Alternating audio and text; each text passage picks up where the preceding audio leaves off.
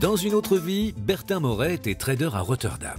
Un jour, il a quitté costume et cravate pour rejoindre la ferme familiale en Seine-et-Marne où il élève aujourd'hui plus de 200 chèvres alpines dont il transforme le lait pour en faire des fromages au lait cru fermier.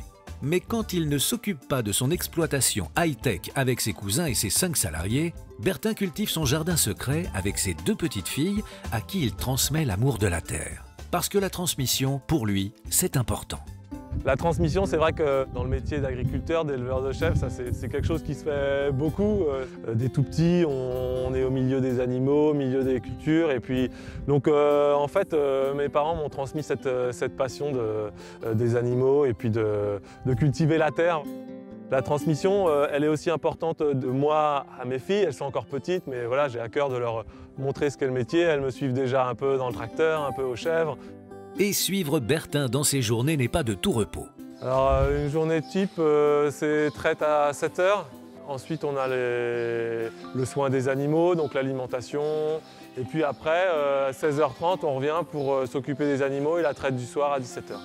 Entre-temps, il y aura eu quand même la transformation fromagère qui a lieu toute la matinée, plus les livraisons également qui nous prend pas mal de temps. Mais ce que Bertin préfère, c'est le contact avec ses biquettes.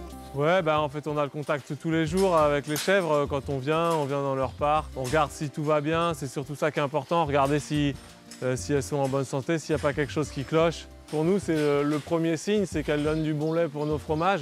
Et pour nous, c'est le premier signe comme quoi tout va bien avec elles.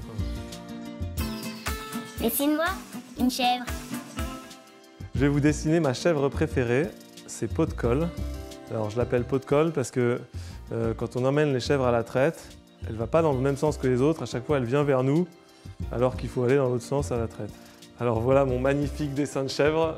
Mais comme vous pouvez voir, moi je suis éleveur de chèvres et je ne suis pas dessinateur. Ça vous dirait de connaître les différentes étapes de la fabrication d'un fromage de chèvre?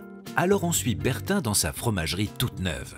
Alors ici, on est dans la salle de caillage. C'est la première étape de fabrication du fromage après la traite. Le lait arrive ici et il est mis à cailler pendant 24 heures. Et ensuite, on met le caillé dans des moules et on laisse s'égoutter le caillé dans les moules.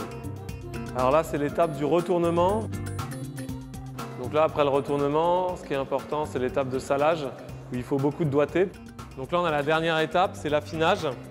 Donc c'est là où on va mettre nos fromages pendant à peu près entre une semaine et plusieurs mois, selon les goûts de chacun, si on aime du fromage frais ou du fromage plus affiné.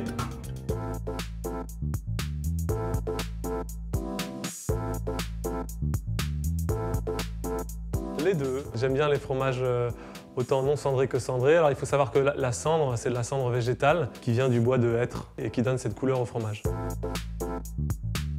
Sucré. Par contre, il y en a qui les aiment salés, mais ça va pas être des yaourts, ça va plutôt être de la faisselle qui va être un fromage très très frais. Et alors ça peut se manger avec des fines herbes dans une salade, ça passe très bien. Mais chez les Moret, une famille vraiment passionnément chèvre, tout commence et finit par un beau plateau de fromage, de production maison bien sûr. Bon appétit!